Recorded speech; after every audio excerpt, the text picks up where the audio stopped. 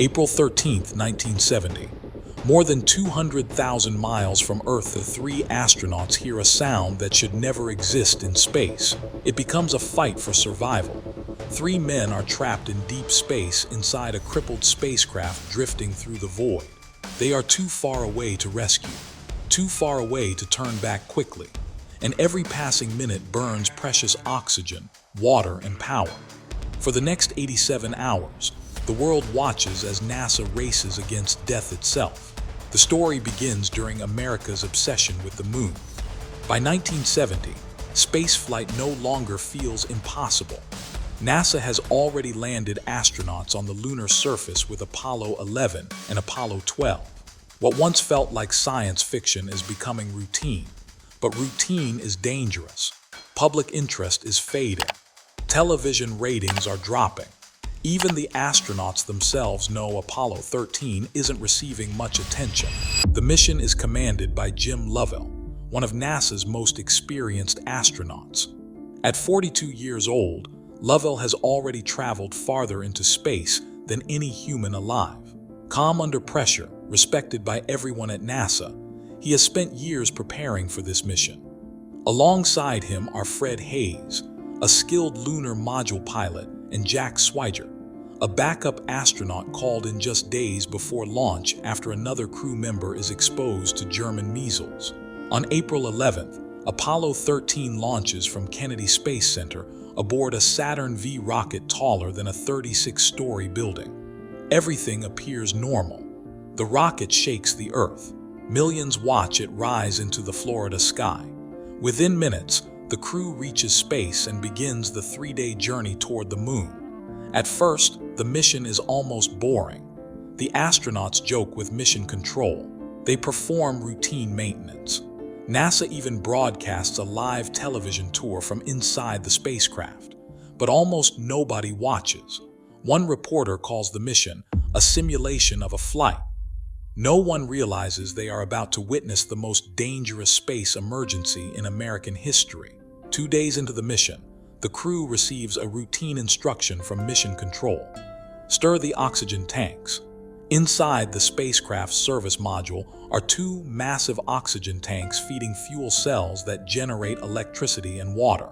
The tanks must occasionally be stirred to prevent stratification. Jack Swigert flips the switch. Seconds later, disaster strikes. A violent explosion rips through the spacecraft.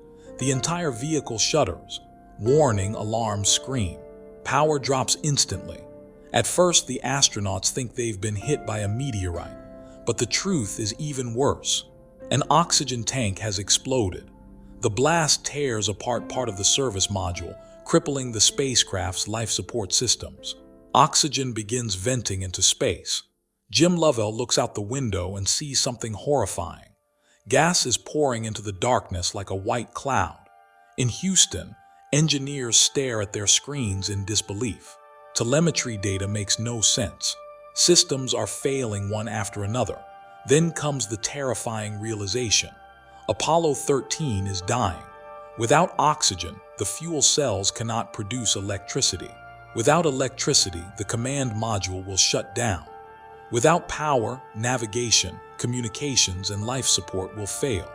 And the astronauts are still heading away from Earth. At Mission Control, Flight Director Gene Kranz refuses panic. A former Air Force officer known for his white vest and absolute discipline, Kranz gathers his team. Failure is not an option. Those words become more than motivation. They become survival. NASA quickly abandons the moon landing. Now the only objective is getting the crew home alive. But there's a problem. The command module, Odyssey, is losing power too fast to sustain the crew for the return trip. So NASA makes a desperate decision.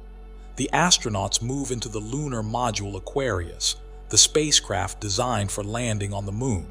It was built for 2 men, for 2 days. Now it must keep 3 astronauts alive for nearly 4 days. Inside Aquarius, conditions deteriorate rapidly. Power is rationed to levels never tested before. Cabin temperatures drop near freezing. Water is severely limited. The astronauts become dehydrated and exhausted. Every surface inside the spacecraft grows cold and wet with condensation. But the worst danger is invisible: carbon dioxide. As the crew breathes, carbon dioxide builds inside the lunar module. Normally, filters remove it from the air, but Aquarius only has enough lithium hydroxide canisters for 2 men. The command module has extra filters, but they don't fit. The square filters from Odyssey are incompatible with the round openings inside Aquarius, and unless NASA finds a solution, the astronauts will slowly suffocate. On Earth, engineers gather inside a conference room filled with spacecraft parts dumped onto a table. They are told to solve the problem using only materials available on board Apollo 13: plastic bags, cardboard, tape, spacesuit hoses, nothing more. Against impossible odds, they create an improvised filter adapter, a crude-looking device astronauts later nickname the Mailbox. Inside the freezing spacecraft, Lovell and Hayes carefully assemble the device by hand. It works. Carbon dioxide levels begin falling. For the moment, they survive. But another nightmare is approaching: navigation. The explosion damaged Apollo 13's guidance systems.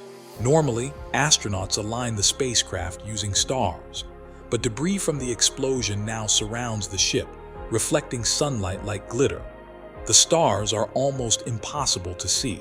One wrong calculation could send Apollo 13 skipping off Earth's atmosphere into endless space, or burning up during reentry. With limited power remaining, the astronauts perform manual engine burns using stopwatches and visual alignment alone. No human has ever attempted anything like it. Every second matters. As the spacecraft swings around the moon, the crew sees the lunar surface passing silently beneath them. This was supposed to be humanity's third moon landing. Instead, they can only look down at the world they were meant to explore. Jim Lovell later describes it as deeply heartbreaking. The moon had never seemed so close and so unreachable. Back on Earth, millions of people become glued to televisions and radios. Around the world, churches hold prayer services. Newspapers publish hourly updates. Even Soviet ships reportedly move into the Pacific Ocean in case recovery assistance is needed. For once during the Cold War, the entire planet wants the same thing: bring them home. As Apollo 13 approaches Earth, one final challenge remains. The command module has been powered down for days to conserve energy. No one knows if it can even restart. NASA engineers design an emergency power-up sequence unlike anything ever attempted in spaceflight. The crew follows it step by step. Systems flicker back to life. Guidance computers activate. Communications return. Against all odds, Odyssey wakes up. Now comes the most dangerous phase of all: reentry. The spacecraft slams into Earth's atmosphere at nearly 25,000 miles per hour. Temperatures outside rise to almost 5,000 degrees Fahrenheit. During reentry, ionized gases surrounding the capsule block radio signals. This blackout usually lasts 3 minutes. For Apollo 13, it lasts longer: 4 minutes, then 5. Inside mission control, nobody speaks. Some controllers lower their heads. Others stare silently at the clock. If the heat shield was damaged during the explosion, the astronauts are already dead. Then suddenly, a voice crackles through the speakers. Apollo 13 is alive. The room erupts. After 87 hours of fear, calculations, improvisation, and sheer human determination, the astronauts parachute safely into the Pacific Ocean on April 17, 1970. The mission that was supposed to land on the moon becomes one of NASA's greatest triumphs. Not because they reached their destination, but because they refused to give up when everything went wrong. Investigators later discover the disaster began years earlier with damaged wiring inside oxygen tank number 2. A combination of design flaws, testing mistakes, and overlooked warnings created the perfect chain reaction. One small failure nearly killed 3 men in space. But Apollo 13 also proved something extraordinary.